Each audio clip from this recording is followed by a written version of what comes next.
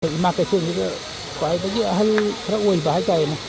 ahal oiba ima tara dang khangal laga ai ngamba pa cham chang dang oje pige to bani ko ado tang da ahal oiba am di leire ai khingal wai sa ge oi mata bro ai je youtuber ni ba ko ai ne ima kecil tidak pai di thon han tara khangal laga ne cham cham ye le ba si je ko ai sum thila ima di si ma sa ta pi ko si han go to le oke ay bajakan kecil nonton lain kok kapangan woi mata bro mata paham hamil apa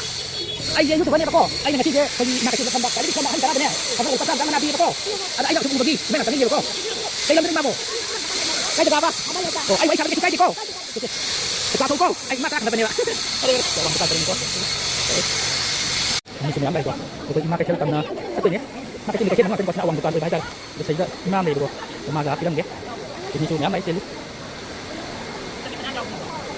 oh hui ma wai ta saje ko ai ke youtube ni ko ai na saje pai ma ke pai ni aloi betara khangala ne ai na cha thong pa cham ye le ko bi ko musi bagi ada imam ka aloi ni chang ni ada ai video lo ko mai ta berayu oh man ada ai ka antara khangala ko kita cha cha to je ai na imam antara khangala ko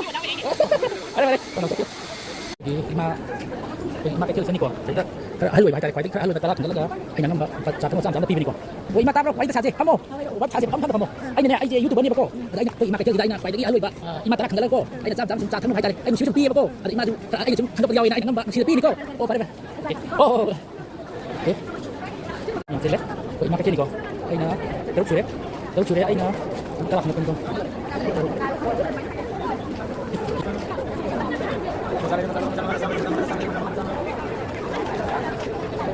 ai mata bro wai na saje imani ai na ko ai youtube ni ba ko ai na si pagi market pai tadi aloi ba tara ngala ai da kunung sibanya tadi ko pasam sama sumpi ba sa ba ada imani ju ai kunung yawi tadi ko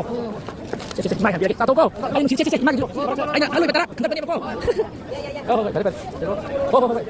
oh pagi market ni ai na woi mata bro wai na saje ai je youtube ni ba ko ai pagi market ai je si ai na pai aloi ba tara ngala ni ma ko ai na sum ai na sibagi sa pasam sama sumpi ba antara ngala ka imani ai kunung yawi na sibagi cek sa tahu ko oh oh ima wai saje ai je youtube ni ba ko ai je pai ma kecil pai lagi aloi betara khangala ne ai sa sama sum sipi ba ko ada ima ai khangala yawi na sa tapi sa sipi ni ko ma ni pa je balik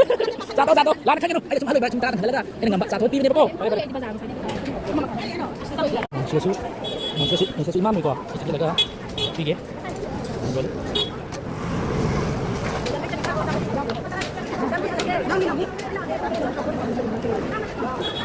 ima wai saje ai je youtube ni ba ko ai na pagi ima kecil juga pai lagi aloi ma tara khangala ne tahu ai sa kenapa ai musi jam sum pi ba ko ai na kenapa ima yawi ni se ai sum video lo mai cepat ai ko satu ko ai ima tara kenapa ima yawi ni pai satu nak pakai yang video tu hayo kena ai na ko pare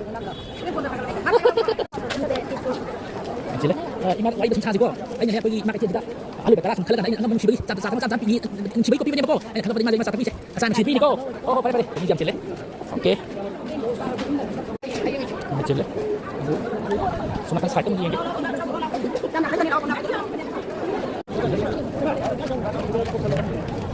kecil kok saya sih paling enggak oke pai lagi halo ya kan kecil pakai jadi sih paling enggak kok jadi halo pak ini aja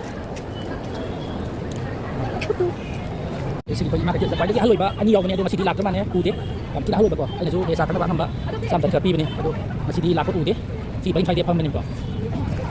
Sana kita betul betul. Nah, hanya saya tahu kita sampai pergi jauh. Nah, sana ni siapa ni kok? Oh, lagi. Maju nanti kita kok. Nanti mai pun ambil tinggal kopi dulu. Ai sudah pun ambil dia pakai dulu. Nanti mai pun. Aku nak hak dulu. Sibit paling itu juga. Dia imam pun leh. Imam di bawah sakit. Oh ima wai ta sabi ya bro ai je youtuber ne ba ko adu ngasi je ima ka je phamba wai di aloi ba tara sum khangat bai tare adu ko na sa na sum angam ba cha thang na ba chap cha do ju kai pi ye ba ko adu ai na khangat ba du da ima ju yaw re na ai changai ni che ima gi ju cha thau ko sa na si pi oh pare okay ni oh pare kam se loi ma mayam aina tara haru bani ado tara di sai helam doi male trai clip rong du som doi male ado sida ma son mang ga lei de ado ei paisa ge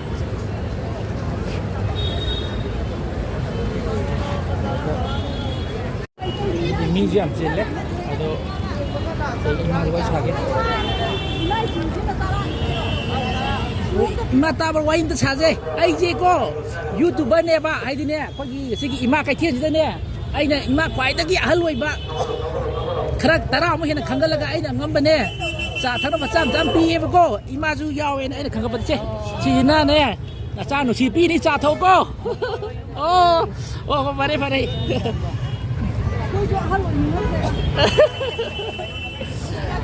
tara khangal ba ni trom tu chu do ko ne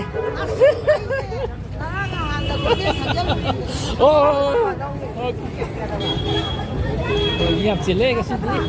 Okey. Wei bang tak pamu. Wari saja kajing hok le de. Na saja YouTuber ne ba ko.